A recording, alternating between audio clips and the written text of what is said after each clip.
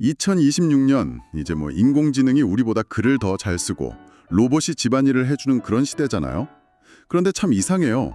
기술은 이렇게 발전하는데 왜 우리는 여전히 너무나 쉽게 비합리적인 믿음이나 선동에 빠져드는 걸까요? 사이비 종교나 독선적인 지도자들이 왜 사라지지 않는 건지 이 지점이 늘 궁금했어요. 아, 정말 그렇죠. 그게 기술의 발전 속도랑 인간 마음의 성숙 속도가 꼭 비례하는 건 아니라는 걸 딱 보여주는 것 같아요. 맞아요. 어쩌면 기술이 발전할수록 인간 내면의 어떤 부분은 오히려 더 불안해지고 약해지는 건지도 모르죠. 바로 그 지점을 아주 날카롭게 파고드는 자료를 오늘 한번 같이 살펴보려고 해요. 이성과 기술의 시대, 왜 일부는 아직도 사이비, 우상에 열광하는가? 이런 제목의 블로그 글인데요. 아, 제목부터 흥미롭네요. 그렇죠. 이 글이 박경리 작가의 대화소설 토지에 나오는 한 인물을 통해서 이 문제를 풀어내고 있어요. 첨단 기술 시대에도 변하지 않는 인간의 불안과 욕망, 그리고 그 틈을 파고드는 가짜 신들의 메커니즘을요. 한번 그 속으로 깊게 들어가 보시죠. 자, 이 글에서 모든 이야기의 시작점이 되는 인물, 바로 지산만인데요.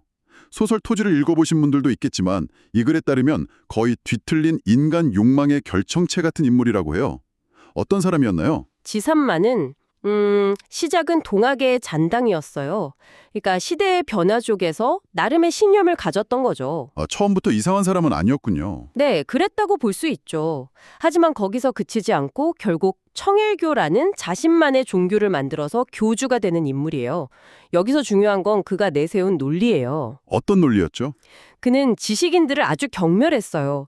현실에 안주해서 자기 밥그릇만 챙기는 속물들이다. 이렇게 비난했죠. 그러면서 오직 투쟁하고 세력을 확장하는 것만이 진정한 삶이다 라고 외쳤어요. 자기를 따르는 사람들에게 아주 선명하고 강력한目標를 제시한 거예요. 마치 혼란스러운 세상에서 유일하게 정답을 아는 사람처럼요? 정확합니다. 듣기만 해도 엄청난 카리스마가 느껴지는데요. 불안한 시대에 저렇게 확신에 찬 목소리를 들으면 누구라도 혹할 것 같아요. 나만 믿고 따라와 하는 식이잖아요. 바로 그거예요. 스스로를 세상의 구원자이자 초월적인 존재로 포장하는데 아주 능숙했던 거죠. 그런데 이 글이 주목하는 건 그의 화려한 언변이 아니라 너무나도 초라한 그의 마지막이라고요? 맞습니다. 천하를 손에 쥔 것처럼 행세하던 그가 어떻게 죽었을까요? 글쎄요. 보통 그런 인물들은 뭐 거대한 정치적 음모에 휘말리거나 아니면 반대 세력에게 암살당하는 식으로 좀 극적인 최후를 맞이하지 않나요? 그럴 것 같죠. 하지만 지산만은 가장 믿었던 신복의 칼에 맞아 죽어요. 정말 허무하게요. 배신을 당하는군요. 네. 근데 여기서 진짜 반전이 나와요. 그 신복이 그를 배신한 이유가 거창한 이념 대립이나 정치적 계산 때문이 아니었다는 거예요. 그럼 뭐였죠? 바로 치적 문제였어요. 치적 문제요? 네. 가장 세속적이고 어떻게 보면 가장 원초적인 욕망의 문제로 모든 것이 끝장난 거죠. 와, 그 거창한 명분을 내세우던 사람이요. 그렇죠. 세상을 구원하겠다. 낡은 것을 모두 부수겠다던 그 가짜 신의 위대했던 서사가 고작 남녀 간의 애정 문제라는 지극히 개인적이고 비천한 욕망 앞에서 그냥 무너져 내린 겁니다. 와, 그 지점이 정말 소름 돋네요. 모든 걸 초월한 척했지만 결국 가장 인간적인, 어쩌면 동물적인 욕망에 진흙탕에서 허우적대다 끝났다는 거잖아요. 맞아요. 이 글이 지산만 이야기를 이렇게 길게 하는 이유가 바로 그거죠. 그의 삶 자체가 하나의 거대한 비유인 셈이에요. 아무리 거창한 명분을 내세워도 그 껍데기를 한꺼풀만 벗겨내면 결국엔 비루한 욕망이 도사리고 있다는 걸 보여주는 거군요. 네. 그리고 사람들은 그 껍데기에 열광했고요. 알겠습니다. 그럼 이 소설 속 인물 이야기가 2026년을 사는 우리에게 던지는 질문은 뭘까요? 지산만은 죽었지만 뭐 제2, 제3의 지산만은 여전히 우리 주변에 있는 것 같거든요. 이 글의 핵심 진단이 바로 여기서 시작돼요. 인공지능, 로봇, 첨단과학 이런 것들이 우리 몸을 편하게 해주고 수많은 문제를 해결해주는 건 사실이에요. 그렇죠. 하지만 급격하게 변하는 세상이 우리에게 주는 그 근원적인 불안감까지 해결해주지는 못한다는 거죠. 오히려 기술 발전이 너무 빠르니까 그걸 따라가지 못하는 사람들의 소외감이나 불안감은 더 커질 수도 있겠네요. 정확해요. 예전에는 당연했던 것들이 하루아침에 구식이 되어버리니까요. 내 삶이 어디로 가고 있는지, 이 세상은 어떻게 돌아가는 건지 도무지 알 수 없을 때 그 막막함이요. 바로 그겁니다. 누구나 그런 경험 있잖아요. 일요일 저녁에 소파에 누워서 나 지금 뭐하고 사는 거지? 하는 생각이 들 때 그 텅 빈 느낌. 아, 있죠. 이 글은 그 실존적 공허함을 인간이 견디지 못한다고 봐요. 그리고 바로 그 텅 빈 공간, 그 약한 고리를 지산만 같은 현대의 가짜 마법사들, 즉 사이비 교주나 선동가들이 귀신같이 파고드는 거죠. 그 공허함에 아주 달콤하고 확실해 보이는 의미라는 사탕을 넣어주는 거군요. 복잡하게 생각하지 마. 내가 시키는 대로만 하면 넌 구원받을 거야. 라고요. 그렇죠. 그 사탕이 독이 든 사탕인 줄도 모르고 받아먹게 되는 거고요. 이 현상을 좀 더 깊게 파고 들어가 보죠. 이 글에서는 철학과 사회학의 관점을 빌려오는데 먼저 철학자 포이어바흐의 통찰이 흥미로웠어요.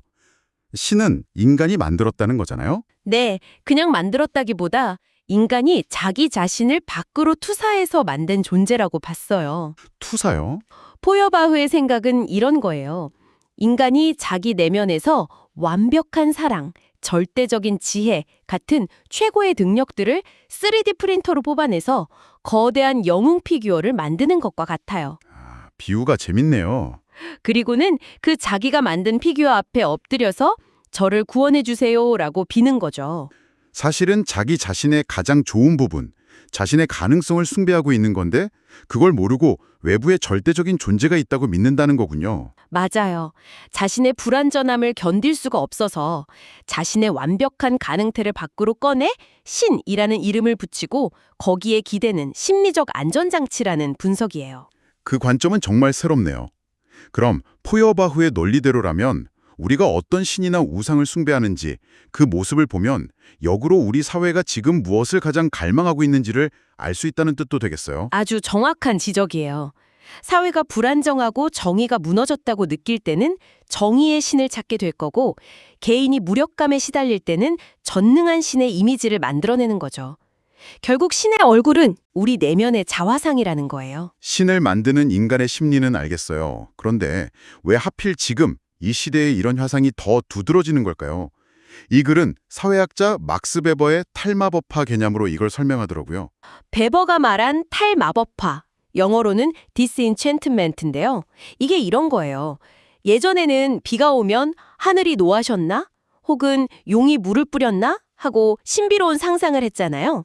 그랬죠. 그런데 지금은 그냥 저기압골의 영향으로 대기 중의 수증기가 응결해서 라고 말하죠. 세상의 모든 비밀을 담은 마법책이 갑자기 두꺼운 과학 교과서로 바뀐 느낌이네요. 세상이 명확해진 대신 신비감이 완전히 사라져버린 거죠. 바로 그거예요. 베버는 근대화가 바로 세상의 마법을 풀어버리는 과정이었다고 봤어요. 주술과 신비가 사라진 자리를 합리성과 이성이 채웠죠. 물론 그 덕분에 인류는 눈부신 발전을 이뤘고요. 그런데 그 대가가 있었다고요?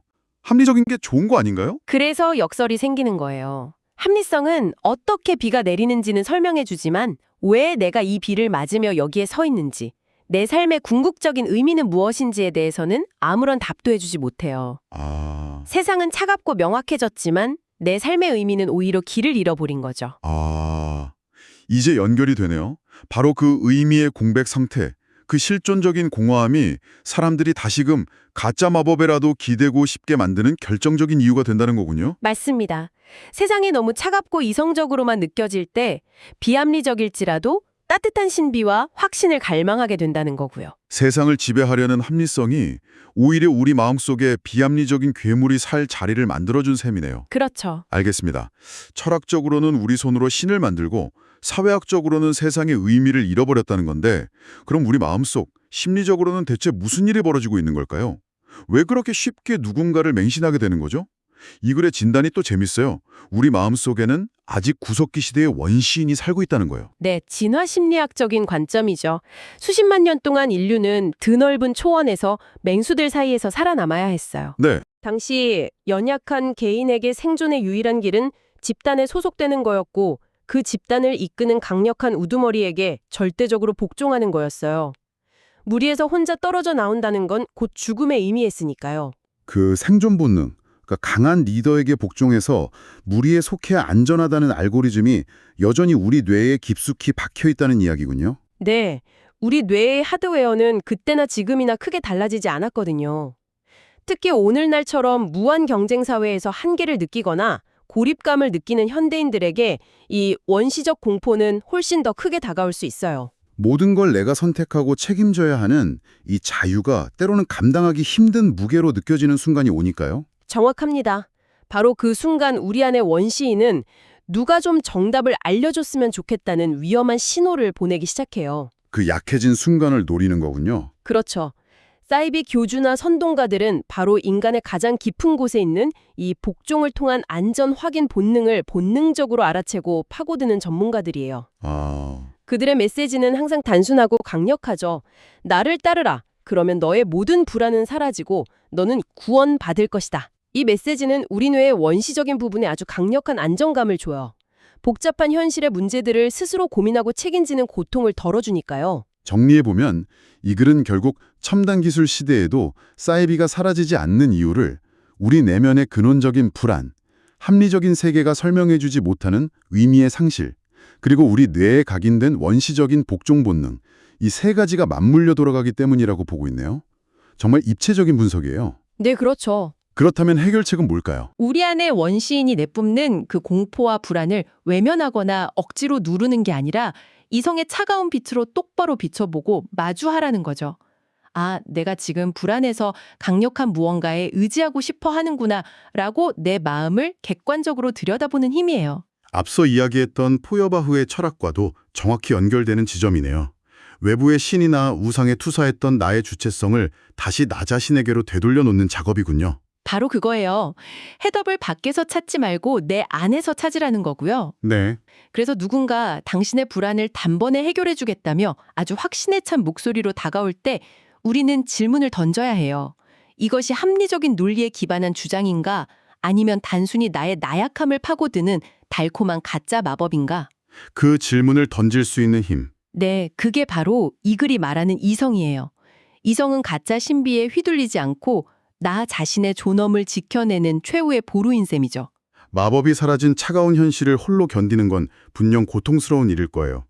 하지만 다른 사람에게 나의 생각할 자유를 넘겨주고 얻는 그 거짓된 평화는 결국 지산만의 산처럼 신기로에 불과하다는 걸 기억해야겠어요. 네, 그 고통스러운 직면의 과정을 거쳐야만 비로소 우리는 수많은 우상의 유혹을 넘어 진정한 의미의 주체적인 삶을 살아갈 수 있겠죠. 그게 진짜 어른이 되는 과정일지도 모르고요. 오늘 이 자료를 통해 기술이 아무리 발전해도 변치 않는 인간의 나약함과 또 그것을 극복하려는 이성의 힘에 대해 깊이 생각해 볼 수 있었네요. 그런데 이 대화의 끝에서 한 가지 질문이 떠올라요. 이 글은 주체적인 인간의 이성을 최후의 보루로 이야기하잖아요. 그런데 인공지능이 인간보다 더 빠르고 정확하게 판단하고 추론하는 시대에 우리가 끝까지 믿고 의지해야 할 그 인간의 이성이란 과연 무엇일까요? 우리의 이성적 판단이 여전히 유효한 최후의 보루가 될 수 있을까요? 아니면 우리는 이성과는 또 다른 새로운 무언가를 찾아야만 하는 걸까요? 이 질문을 여러분께 남겨드리면서 오늘 이야기를 마무리하겠습니다.